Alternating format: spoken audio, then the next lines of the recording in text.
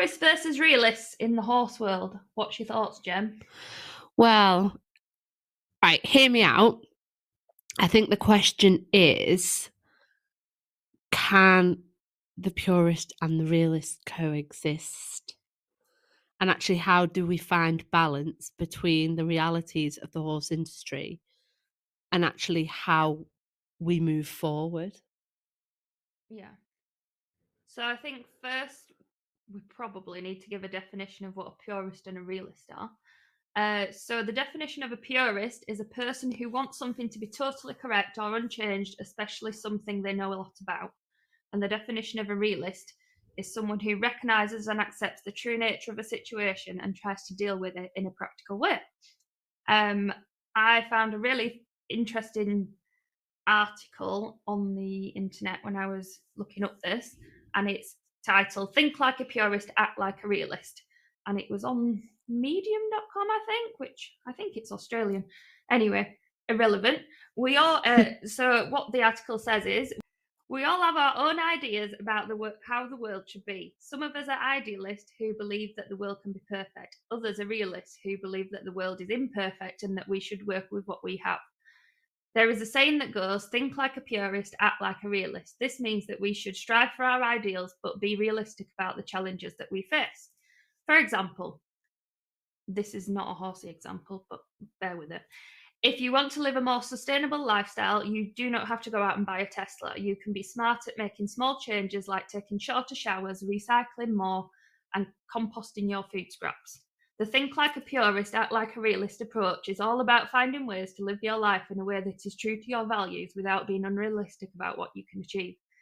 So I think this is really applicable to the horse world. Yeah, absolutely. You know, we don't have to have everything perfect all the time. I think the thing is that we just don't live in a perfect world. Perfection doesn't exist. And I think what we're seeing in the industry is that there are so many positive changes that are happening, but at the same time, there's also a lot of division and a lot of segregation where people are actually, if you're just an everyday horse owner trying to do your absolute best with what you've got for the good of your horse, but you feel a little bit sort of in the middle of where you sit in the way the industry is playing out at the moment, where you have, a lot of welfare issues that are being highlighted. But then on the flip side, there's a lot of this idealistic viewpoints. And I think the horse world's pretty hard enough as it is.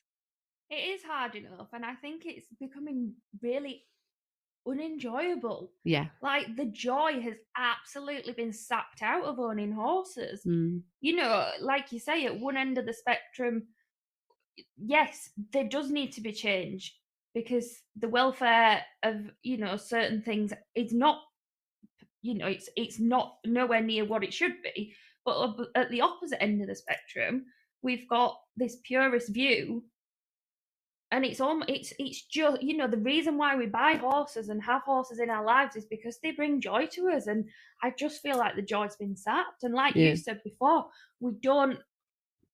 it can't be perfect. Horses were never made to be put in a domesticated setting, or maybe they were, maybe that's why they were put on the planet, but it's not their natural environment. And as much as we try to mimic the natural environment, with all different things, it's never going to be perfect. They are not human beings. No. So it cannot be perfect. It just can't. No, it can't.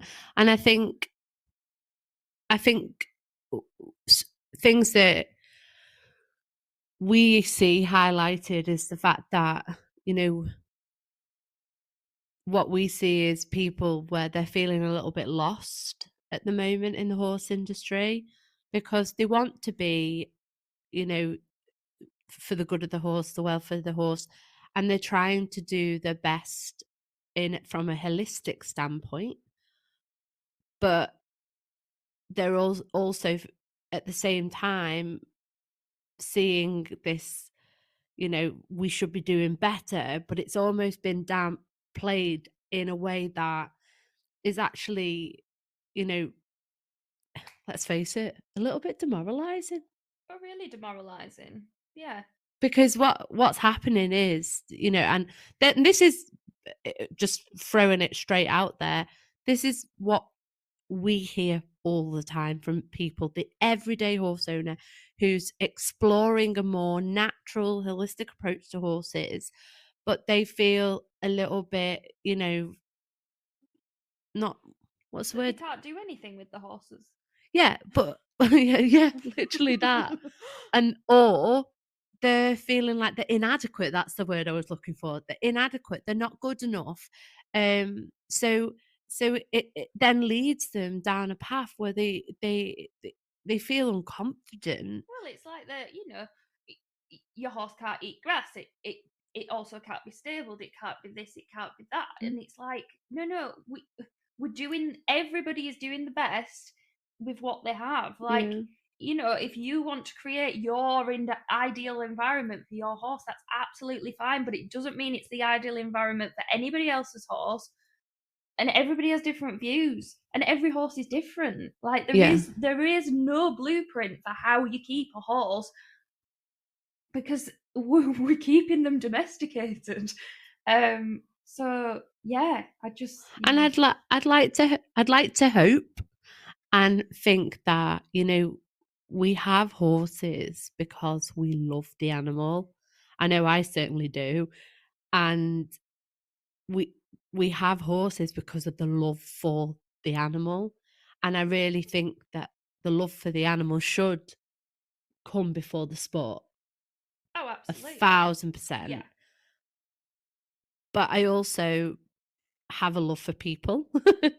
And I believe that for us to make positive change in this industry, in the horse world, we have to be actually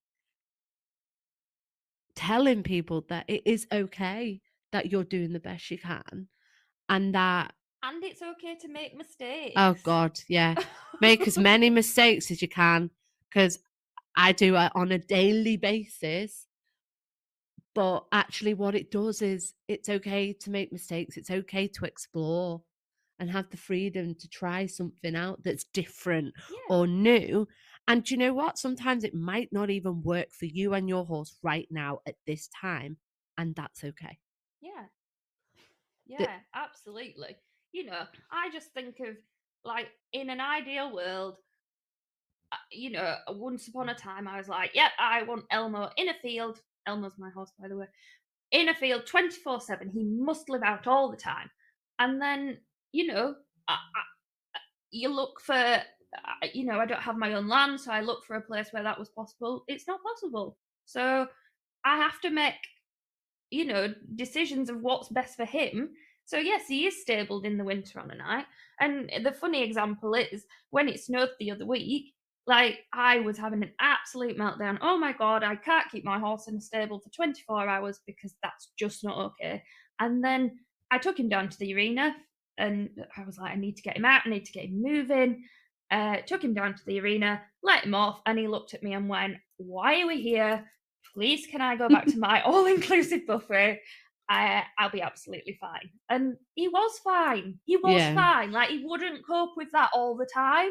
But I think, actually, I need to get that out of my head that actually mm, every now and again he will be fine. do you not think that there's a lot of like guilt tripping Oh, absolutely. Yeah. and gaslighting? Yeah. Yeah. I just think like sometimes we've got into this sort of segregational pattern where, I mean, look, let's face it, the horse world's hard enough as it is. Mhm. People, everybody has their different opinions, methodologies to the environment, enrichment, and everything else.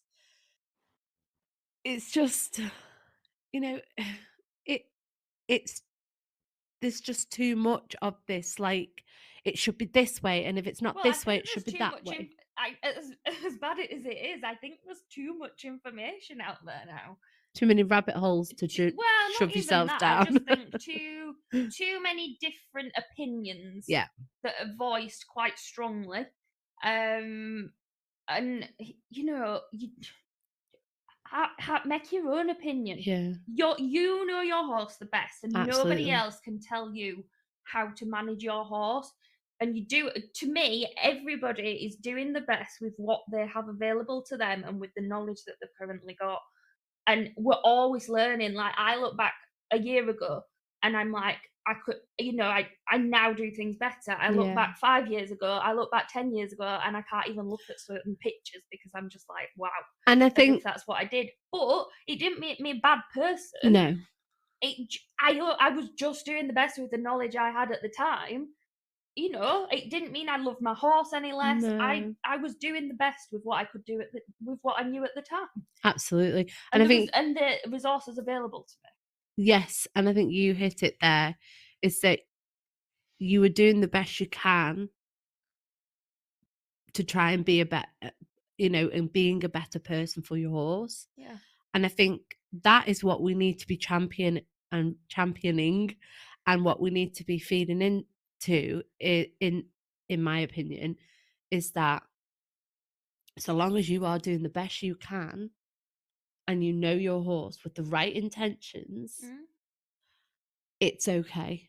Like exactly what you were saying about Elmo and the snow. It's I think it's safe to say we've all been at places where we've regretted our choices with our horses. Oh, absolutely. I don't think anybody can say Yeah, they've never no done one it. can say that. And if anyone does say that, I'd be questioning them anyway. I'd be like, hang on a minute. We all make mistakes. Well, I'll do a whole podcast episode on me making my mistakes. Yeah. Because I could. Well, we learn from mistakes. We learn from them. But at the same time, it's okay. I think we need to stop being made to feel guilty, being downtrodden on for trying to do our best. And to me, so long as we are being mindful of the welfare of our horses, Yeah. with what we've got, yes, we can all do better. That's a fact. Yeah. But we're all growing. Think as long as we're always striving to do better, Yes, but bingo. not striving to be perfect. Yes. That's the way that we need to go. Yeah, because we strive to be better. We strive to the whole not perfect. Striving to be perfect all the time is such an energy sap. Like, I can't keep that up. No. I don't have time for that shit. I can't be perfect. I can't be perfect in my own life. I definitely can't make my horse's life perfect. No, that is true. Yeah. But it's also the act of perfectionism. If you almost look at it from a psychology point of view, what is the behind the human behavioral pattern of why a person has to deem or to be seen perfect? Yeah. Because it doesn't exist. Yeah. So what is the psychology behind that is actually driving us and the way we show up for our horses? And I think that's it, isn't it? It's how we show up for our horses, for their welfare, for us to be better for them. It's so long as we're showing up in a good, positive way. Well, it's like that thing of being like focused on your destination. Yes. So your journey is the process of traveling, while the destination is the place you're trying to reach. But you never reach your destination, and you forget the enjoyment in the actual journey of getting there. Exactly. It's in the joy. It's in the journey, isn't it? He does. Pardon? I said Ben Atkinson uses that one a lot. Yes. People are so hyper focused on the result and getting there and over analytical whilst they're being there. Yeah. And that zaps the joy out of the actual process. Yeah. And what it actually does is takes you away from the moment. Yeah. Yeah, you're not present in the moment because you're constantly seeking perfection and the destination. Yeah, or looking, or it's, I always find it interesting with like fact finding and the process. Because say if you were doing a certain type of methodology and you're constantly looking for the fact, the behavior, the almost like a paint by number, like they do that and then it's got to be like this and then we move on to that, and oh, look at that, look at how that the horse displays in X, Y, and Z. Do you not think it becomes a little bit mechanical? Yeah. Yeah, absolutely. I'm just thinking, as much as I love my horse to pieces and he is perfect to me, have you ever seen a perfect horse? As in, perfect everything. Its health is perfect. Well, I'm its not going to posture is say much perfect, because, you feet, know, my 30-year-old everything. warm blood is the apple of my eye. Oh, well, I know that. And but he is perfect you know, in every. But that's it. In our eyes, our horses are perfect. Yeah, so for somebody to say they're not perfect is actually really quite offensive. Yeah. Too right. Yeah. My 30-year-old little man who rubs his head on me because he wants a cookie, and then the cookie monster. He is a cookie monster. It's like, hi, Mum, give me a cookie. He does literally. FYI, that's Cal's voice. That's my old boy's called Cal, and he has his own little voice, and he comes over and he's like, "Hi, Mum, can I have a cookie, please?" And I'm like, "Yes, you can have another one." And do you know what? At 30-year-old, I do not need to work on boundaries with him. He's 30. If he wants to use me as to rub his head on me, he's still alive. He's happy. He's so funny. He makes my heart burst every single day when I look at that little old grey face, and I'm just like, that's my joy. That's the joy of having horses. You know, like, and also it's okay to do whatever you want to do. I love meditating with my horses. I love down regulating the whole nervous system. It's something I've been doing since, well, far too many years now. Do I get looked at like I'm absolutely batshit crazy lying in a field? To be fair, you are. Well, yeah, true. But we are. Yeah, get it right. Come on. Meditating. Yeah. Do I care? Absolutely not. Well, I find it quite funny because I just run around the arena with my horse at liberty and, yeah, like you say, twirl around, lay on the floor, sit on the floor, just do really, really kind of things that maybe you don't expect to see people doing. And I see people walk past and I see the little, I wouldn't say funny look, curious look that I get. But I think because, you know, I don't know. I think they're just like, oh, Kirsty's at it again. And they just accept me for that now. Yes. But I can see how that could be very judged and, you know, yeah. But to be fair, I don't care. No. But I think that's that a thing is your horses are there to bring you joy. Yeah. And for you to bring joy into your life. That's why we have them. So whatever your discipline is, because what we hear a lot is, you know, people that are holistically minded or more naturally minded, or they're going down a more natural route with their horses, but they really want to compete. You know, that's okay. That is okay. If that is what you want to do, that's okay. And, you know, in 5 years' time, you might have made a different decision on that. And that is also okay. Yeah, I just want to put a disclaimer out there that this is an open, safe chat. we are not here to disrespect any modalities, any professionals. We're just trying to highlight We're just where, trying to open a conversation of things that, when we're out working, we hear the concerns of people, and yeah, we observe yeah, and what's going on also in the horse world. it's there's a real need and almost like a cry out for a safe space where naturally or more holistically minded people can be there, can have a place where they can explore without feeling belittled Yeah. or without feeling inadequate. And this is something that is we're observing and repeated what we hear repeatedly all the time is that there's this like crave for a safe space where people can that are not going to be judged. Well, I'm telling you now, if somebody came to watch me doing Liberty in the arena, they would probably be like, "Well, that's not how you do that, and that's not how you do that." But actually, I'm learning by doing it and reading my horse and just playing and Hmm. having fun. And if we get it wrong, we get it wrong. He's such a forgiving character, is Elmo. He almost rolls his eyes at me and goes, "Oh God."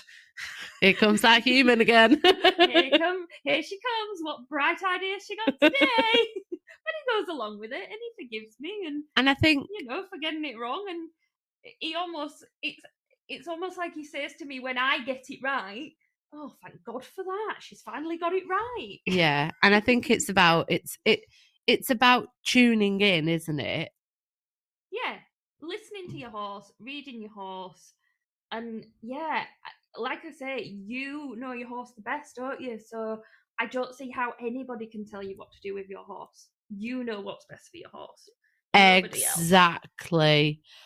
So the last bit of what I read from the little article before, I quite like the last line of the article. Was the bottom line is there is no one right way to live your life. The most important thing is to find what works for you and to live your life in a way that is true to your values. And I think that's hit the nail on the head, really, isn't it? Yeah, that's brilliant. Yeah. Well, I think that pretty much wraps us up for this week. So, yeah, let us know your thoughts in the comments, and we'll leave it there for now, and we'll see you next time for a little bit. Woo.